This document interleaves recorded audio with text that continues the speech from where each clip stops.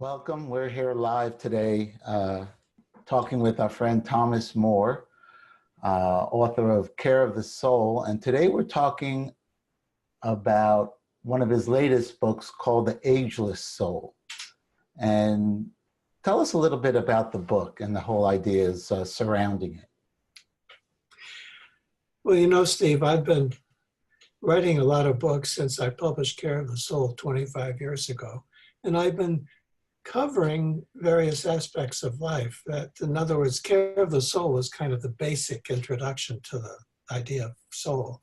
And then these other books I've written about work and sexuality and spirituality and relationships. So now that I'm in my 70s, it just seemed natural for me to explore aging. So that's what I did. And one of the first things I noticed when I first had the idea of writing about aging, I was in a store and I was in the section of cheeses, and I saw that the aged cheeses cost more than the ordinary cheeses. And I thought, well, that's an interesting idea, that aging, when it comes to some certain foods like wine and whiskeys and things like that too, they're more valuable when they get older, when they age. In fact, we age things in order to make them better. And I thought, well, I'd like to use that idea about us, about human beings. Is there some way in which aging actually means we're getting better? It's quite different than, how we treat elders today. A lot of time elders get shipped off to Phoenix or Miami. And in the old days, the elders were like the center of the village. Yes. So that does kind of speak to what you're saying, that there's more value, there's more wisdom in older people. And I never looked at it as cheese, but where we move to now, a lot of people like their whiskey, Yes. or they like their scotch and, what barrel it's in, but the older, the better. The older, the better. Now, I have a question. Is it actually taste better, or is it just more rare, so it costs more or more valuable? I think in terms of both cheese and whiskeys, and wine's a little more complicated, they're different. I don't know if they're better. It's about your own taste, but they're different. But I think you can taste the aging. You can taste that something has happened. That you go through time. You see, like take a food like that. You don't just keep it away, put it away for, let's say, 18 years or whatever it is. And then you take it out and it's the same as when you put it away. It's different. And for a lot of people, I'd say the majority of people, both with cheese and whiskeys, they're better. They have more taste to them. They're usually a little sharper, and they have a little more complex taste than they did when they were very young, when they just started out. So I think that's a good metaphor, or maybe it's more than a metaphor. It's a law of life that when you give something some time, and under the right conditions, it's not just time, but under the right conditions, you end up with something that has a lot more complexity and more interesting. It's more interesting. As far as humans go, there's certainly more wisdom there. There's more life lived. And my grandmother-in-law, my wife's grandmother, she is 99 now. Wow. And when she's living at home. She has care ever since Hurricane Sandy. She has full-time care, but she's 100% clear, but she goes in and out of it. But there is a little edginess to her. There is a little sharpness. There's a little bit, all of her friends are gone. So, but when you talk with her, there's a certain wisdom there. Yeah. And then she's 100% lucid, and she's ageless, and to that extent. But there is something like a whiskey gets sharper, is cantankerous the right word? I don't know if that's Yes. the right word, but there's a little edge to it. But there's certainly, you know, in talking with her, you know, she's seen so many things firsthand and has an opinion about it. So she's moving very slow, but after a minute or so, she'll focus in and you'll get nuggets of wisdom that, you know, you're not going to find it on Wikipedia. That's right. That's right. Now that we kind of explored the subject a bit, what are some, you mentioned that in the book you talk about aging is different than getting older. So we talked about whiskeys getting older, but how does that affect, you know, real life? Yeah. I think that people can get older, and it doesn't mean that they're going to be wiser. You know, it just doesn't work that way. It's not automatic. I think it depends on how you've lived. So aging then does take place from the very beginning, from day one, when you're born. You are beginning to age. And what happens, the way I see it, you go through experiences during your life, and how you manage them, how you navigate them makes all the difference. So let's say when you are, let's say you're a teenager and you're getting out of high school, how you manage that shift from high school to working life is going to affect how you age, how you become a person. Now, you may be afraid of life. Some people are afraid to take chances. And so they hide out. They just or take the easy way all the time. The opportunities may come, but they don't take them because they don't want to take risks. I think that is really like saying, I don't want to age. And if you spend your life and you've had lots of opportunities and you haven't taken them, it seems to me when you get older, you're not going to have that wisdom because you haven't really lived. You won't have the character that you could have, or even have the opportunity and have what it takes to be a mentor to younger people then, because you haven't done it yourself. I don't think aging, really becoming a person over time, is automatic. You have to be a person who's willing to live. If you've really lived, then you've aged, and you've got something to offer then. There's something I tell my boys. I have 15-year-old, 13-year-old. If you don't try, you can't fly. You know, if you don't, you know, and it's these cliches, variety is the spice of life. You know, so there's a certain amount of exploration that probably leads to wisdom on some level, you know, more deeper, richer life experiences. Now, I've did a lot of traveling before I got married, and now not so much. We kind of, you know, we're doing our best to have a stable household and rootedness. But no question, a certain amount of the travel that I've done in the past, I don't know if it's making me any wiser, but it certainly gives me a little bit more of a wide range of experience to, you know, to reflect as I write, as I be a dad, as I, you know, talk with you, those kinds of things, those kinds of things. Right. That's a wonderful example, because that's what I'm talking about. If you travel, that's one way you have some experience, and it takes some courage, and at least for me it does, to travel. I don't travel too easily, although I've done a lot of it in my life. Traveling can be an important part of this development as a person, so it can aid you.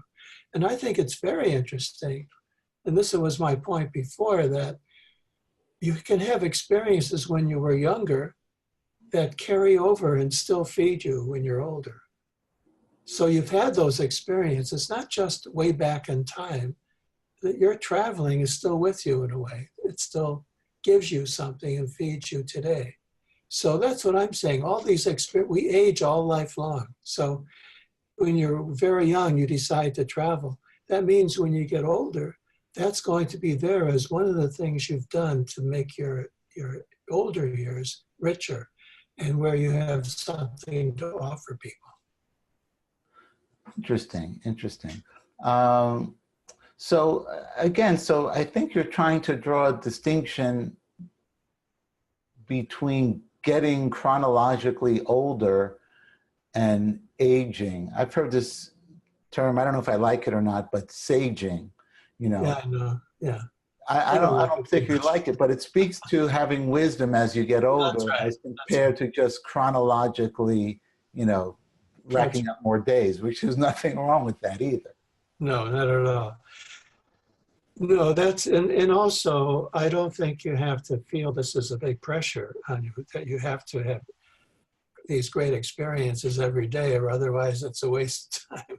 What I mean is that over time, there may be opportunities that come along and you take them and they really mean something to you. So for one person, it might mean very little travel and maybe a little bit of something else in life that really has a big effect on them. And other people travel all their lives and they really do it in a big way. You know, I've limited, for example, for myself, I've limited my travel. The farthest I've gone, I think, is Italy, probably from my home. And I go to Ireland about 3 times a year. I've been doing that for a long time. Like I have a family and I have friends and a life in Ireland. So I feel good about that. I feel good to go there and be connected with, maintain the friendships. But I don't want to go to India or even Greece or China. My wife does, but I don't want to do that. It's not me. It's just not something that I want to do in this lifetime. So what I'm saying is that I don't feel you have to do everything that's possible. You choose, and you kind of make an art of your life. You know, you choose to live your life the way you want to. You want it to be. But if you hold back, if you just don't do anything, or you don't do certain things that life offers you that might be important, it's going to have its effect when you get older. So one of the concepts on this relatively new podcast, we're calling a StreetSmart Wisdom, you know, different conversations with authors I've worked with and know over the years. So we're trying to take some of these concepts down to street level. Now, I'm really not sure what that means, but the idea is, you know, what is applicable to the average Joe on the street or the person living their life, you know, and even as a grandson or granddaughter, you know, how do you kind of not leverage, but learn from elders. And, you know, as someone getting older, you know, how do you can't hedge anything, but how do you enrich the quality of your aging? You know, what are some takeaways kind of in that realm? Based on what I was just talking about, all of us have opportunities and every day in our everyday life where, let's say you're doing a job and you're comfortable in the job and you have an opportunity to go a step further, or maybe even to try something new. This happens all the time. I mean, I think it happens, for me, I think this happens once a day. You know, something comes along that I can say yes to or no. Like talking to you, I could have said, no, you know, I don't think I'll take that chance. I won't do that. But I want to say yes more often to the opportunities that come along. And I think that's aging, as I understand it, because it means that you're living into life. Life makes you into who you are. It's not what you choose to do, it's the opportunities that come to you. And it takes a little bit of courage each time. Sometimes things take a lot of courage. Another way people do it too, and I'm not advocating this kind of thing at all, but sometimes, as a therapist, I can say that people are in relationships. And very often I work with people in therapy who have been in a relationship that has not been good for them. It's been bad for them in many ways. But they stay in it for 10 years or 20 years, even though they feel they really should not. And then when they finally do, they're very happy that they finally made a choice for themselves. So when I go around signing books, going to bookstores. Once in a while, a person will come up to me and say, you know, we talked a few years ago and I decided finally to get out of that relationship. And I want to thank you for it. So that's, I really prefer that we all maintain our relationships, but there are times when you have to move and move on. And I think that's another example of aging where you have some courage, you build up the courage to do something, to make a difficult choice in life. And that's one of the big things that will move you ahead, I think, and make you age. Right, and I think, you know, now that I'm a parent, there's a Hebrew word I've learned called dugma, which is you have to set an example, you know. So children or younger people, the words that you say mean less than what you actually do. I think to a certain, and words count, but by setting an example of going for it, and I know, and you know, I don't have to get psychological, but I know I have a certain set of things that I learned. My grandfather was in the Depression, and his whole mentality was, you know, survival. And look, he got me here. He was successful, but maybe there's another way to age, because now you pass down to your friends and family, you know, how you live your life. That's it. That's a good way to put it. You pass down to your friends and family how you live your life. So how you live your life is really what aging is all about, how you live your life. So it's that's why I say, again, that aging is different from just letting the years go by, because if you've lived your life in a way that you've moved along, like you've really become something in the process because you have taken life on, you haven't tried to hide from it or move away from it. Then when you get older, you know, just think you have all those stories to tell. If you haven't done anything, you don't have any stories to tell. And if you have good stories, it means you've actually done something. And most of the things that we want to tell a story about are challenges. They're things we've gone through, and we've gone through them well. We got through to the other side. So we want to tell that story. It can be a very simple story, you know, about a trip we took somewhere, difficulties we ran into. But most stories, if you think about it, the stories we want to tell when we get older are those that involve a challenge of some kind that we were able to navigate and get through. So that tells you something about aging, I think. If you're going to give something to people when you get older, and that's a sign that you've lived, then you have to have gone through some experiences and, you know, take them on. So two thoughts come to mind. One is, I have my Springsteen poster behind me. I was fortunate to see him on Broadway. He's going to be on Netflix soon. You should absolutely see it.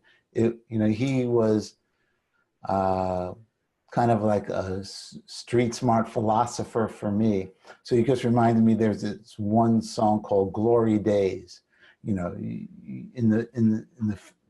and I'm paraphrasing, and I'm sure I won't get it 100% right, but and it has to do with aging.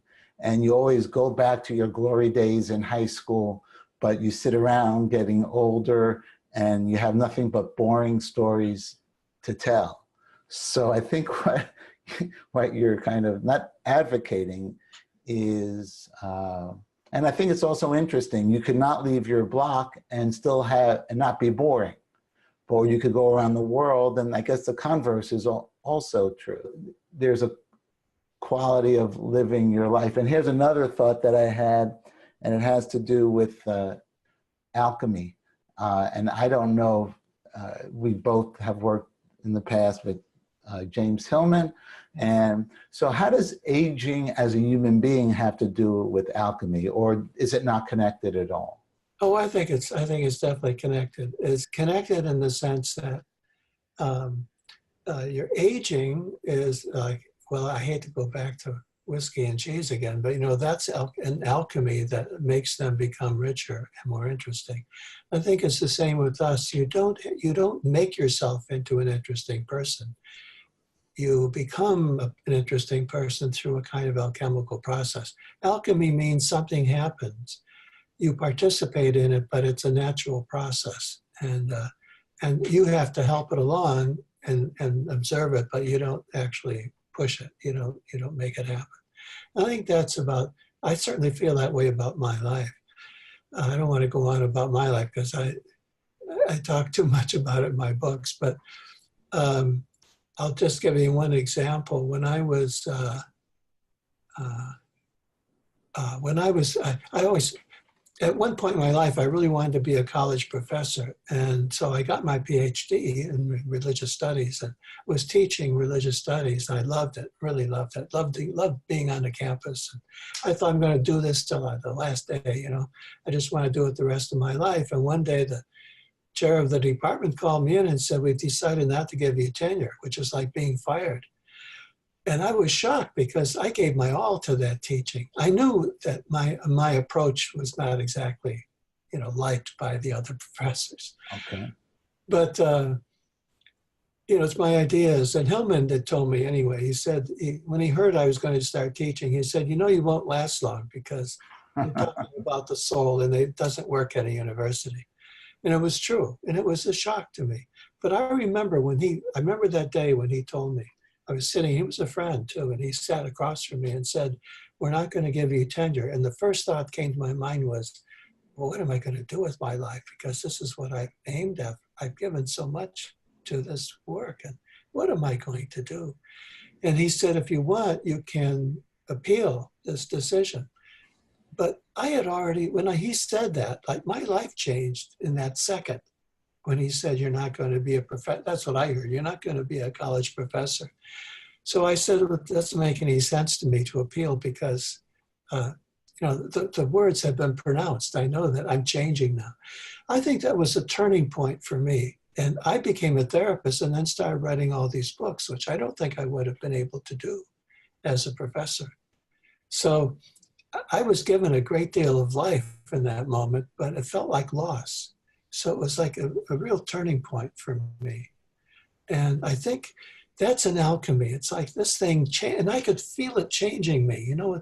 That's what alchemy does. It changes the substance. And you don't make it change, it just changes you because you've gone through the experience.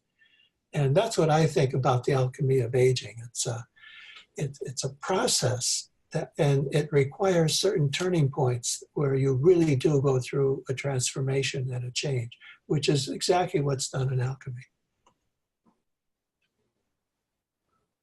Can I say one more thing about that? Alchemy, I've talked about this in my lectures. There's one process in alchemy called the yellowing process. They use colors a lot in alchemy. And there's a process called the yellowing, which is aging. So it's like if people come up to me with their books to be signed, when they bring up Care of the Soul, the pages are usually yellow. Mm-hmm. They're yellow, and everyone comments on them because they give me this book, and it looks like a really nice new book, but the pages are yellow because it's old. It's 25 years old. So that's how it works. So we all yellow. We all go through a process where we actually change in the color of our character and emotions and that kind of thing. Our emotional coloring changes. Our intellectual coloring changes. Our ideas change. So we go through this yellowing process, and so we're different later on. It's a beautiful thing. It's a natural process. Right, and that's kind of takes it all home or back to full circle, so to speak, in terms of, what does alchemy or aging have to do with real life living? And old books on your shelf, they yellow, they age. And now it's a whole separate conversation. If you never open the book, some people, you have to read the book, I guess. Yeah, that's I'm not sure, that's relevant. No, not every book, but most books, yeah. No, but I like that. So, okay, so any other takeaways or main points about the book before we wrap this segment up? Sure. There are a lot of things we haven't talked about. One of them is that people are interested in is retirement. There's a lot to be said about that, but I could say just a couple words. One is that I see, the way I see it is that we all have a life work. We have something to do in our lives, and it can take different forms. So the job we have and the career we have is really important and central, but it's maybe only one form of our life work. And when you retire, you don't have to see that as the end. A lot of people do. I just heard the other day about some people who, these two guys who retired, and they're falling apart because they don't know what to do with their lives. Well, I think that's because they think it's the end, or that they've finished their career, they finished their work. They haven't. And I give the example in this book, a very interesting one to me, of a lawyer who loved his law practice and loved doing it, but then he retired. And by accident, more or less, by fate, came to him that he got this job where he was helping young musicians perform in people's homes. And he steered them and he helped them do it he could use his legal knowledge to help them set up their work, their business, and so on, and encourage them to do it. And he was very, very active, hands-on in helping these musicians. And he told me that was really, in a way, more of his life work than the law he had practiced all those years. And I think that's a good example. You have to be open to a new thing that can come along. And sometimes it takes some time and some real insight to see how it is part of your life work, because it may not look like it at first. But I think this man, when he looks back on it now, he can see that this was a good transition for him to go from practicing law to helping these young musicians. Wow. And never, one door, it's another cliche, but one door closes and another door opens. That's right, exactly. And well, okay, so you covered that in the book. Anything else in the book that? Yes, one thing very interesting to me is that there's a natural intensification of your spiritual life. And by that I mean is that people are, when they get older, they're not moving around quite as fast usually as they were before. They can enjoy a walk in nature, or to be in a park, or to do some gardening, or have more of a contact with the natural world, which I think is the best way to develop your spirituality. I get that mainly from I've read so much of Thoreau, of Henry David Thoreau, who writes about the spirituality of nature, being in nature. And so that's one way. Another way is that older people then can get involved in service. They can do things for other people now that they have some time. And that service can be part of their spiritual life. I think today I think it's a very bad idea. Today we tend to equate spirituality with meditating. I think that's a bad thing to do.